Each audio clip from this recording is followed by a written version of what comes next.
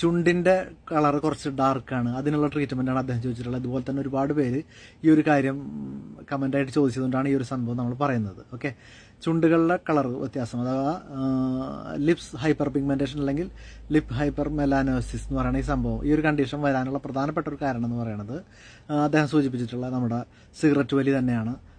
Tobacco use ചെയ്യുന്നതിലൂടെ നമ്മുടെ ചുണ്ടിൻ്റെ colour സ്വാഭാവികമായിട്ടുള്ള കളറിൽ നിന്ന് മാറിയിട്ട് ഈ ഒരു ഡാർക്ക് കളറിലേക്ക് പോകാറുണ്ട്. മറ്റൊരു കാരണം എന്ന് പറഞ്ഞാൽ നമ്മുടെ ശരീരത്തിൻ്റെ അകത്ത് വേണ്ടത്ര അയൺ കണ്ടൻറ്റ് അല്ലെങ്കിൽ വൈറ്റമിൻ B12 കണ്ടൻറ്റ് ഇല്ലാണ്ടിരിക്കുമ്പോൾ അനീമിയ എന്ന് പറഞ്ഞ കണ്ടീഷൻ വരും. അതിൻ്റെ ഭാഗമായിട്ടും നമുക്ക് ഈ പറയുന്ന സംഭവം ഉണ്ടാവും. പിന്നെ അടുത്തൊരു കാര്യം എന്ന് പറഞ്ഞാൽ എൻ്റെ ചുണ്ടൊക്കെ അത്യാവശ്യം ഡാർക്കായിരുന്നു, ഇപ്പോൾ കുറച്ച് വ്യത്യാസം വന്നിട്ടുണ്ട്. എനിക്കൊക്കെ സംഭവിച്ചുള്ളതെന്ന് പറഞ്ഞാൽ ഒരു ഡ്രഗിൻ്റെ റിയാക്ഷൻ ആയിരുന്നു. നമ്മൾ ചെറുപ്പത്തിൽ യൂസ് ചെയ്തൊരു മരുന്നിൻ്റെ ഭാഗമായിട്ടാണ്. നമ്മൾ ടെട്രാസൈക്ലിനൊക്കെ അല്ലെങ്കിൽ ആൻറ്റി മലേറിയൽ ഡ്രഗുകൾ പലതിനകത്തും സൈഡ് എഫക്റ്റ് ആയിട്ടും ഈ പറയുന്ന സംഭവം കാണാറുണ്ട്.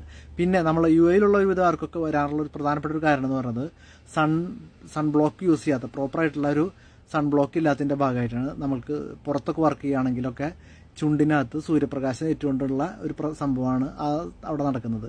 അപ്പോൾ അതിനുള്ളൊരു റെമഡി എന്ന് പറഞ്ഞാൽ ഏറ്റവും സാധാരണ രീതിയിൽ ഇപ്പോൾ ഇത് കൂടാതെ ജനിതകമായിട്ടുള്ള തകരാറുകൾ കൊണ്ട് അല്ലെങ്കിൽ നമ്മുടെ ചുണ്ട് എപ്പോഴും ഇങ്ങനെ ആക്കിക്കൊണ്ടിരിക്കുന്നവർ അല്ലെങ്കിൽ ചുണ്ട് കടിച്ചുകൊണ്ടിരിക്കുന്നത് അങ്ങനെയൊക്കെ ചെയ്യുമ്പോൾ പിന്നെ ലിപ്സ്റ്റിക്ക് ഉപയോഗിച്ചിട്ട് പ്രോപ്പറായിട്ട് നല്ലൊരു ക്വാളിറ്റി ബ്രാൻഡിൻ്റെ ഒക്കെ ലിപ്സ്റ്റിക്ക് അല്ലാണ്ടുള്ള ലിപ്സ്റ്റിക് ആണെങ്കിൽ അതിൻ്റെ സൈഡ് എഫക്റ്റ് കൊണ്ട് ഉണ്ടായിരിക്കാം. പിന്നെ ലിപ്സ്റ്റിക്ക് നമ്മളൊരു സമയം കിടക്കുന്ന സമയത്തൊക്കെ പൂർണ്ണമായിട്ടും ക്ലീൻ ആയിട്ടുണ്ടായിരിക്കണം. അപ്പോൾ അങ്ങനെയുള്ള ലിപ്സ്റ്റിക്കിൻ്റെ ഭാഗമായിട്ടുള്ള ഇങ്ങനെയുള്ള കാരണങ്ങൾ കൊണ്ടൊക്കെയാണ് പലപ്പോഴും ഈ ചുണ്ടുകളിൽ ഈ കളർ മാറുന്നത്. അപ്പോൾ അതിനകത്ത് ഏത് കാരണമാണ് നിങ്ങൾ കണ്ടുപിടിക്കാൻ ശ്രമിക്കുക.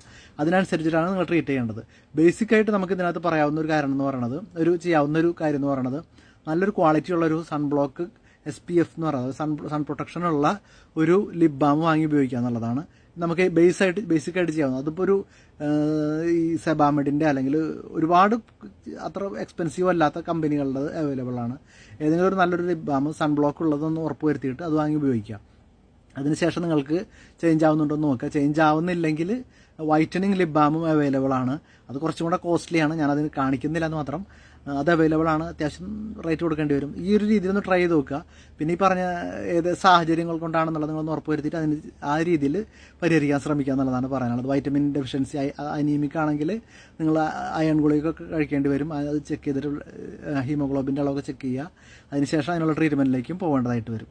കാര്യങ്ങൾക്ക് മനസ്സിലായെന്ന് വിശ്വസിക്കുന്നു. Thank you so much.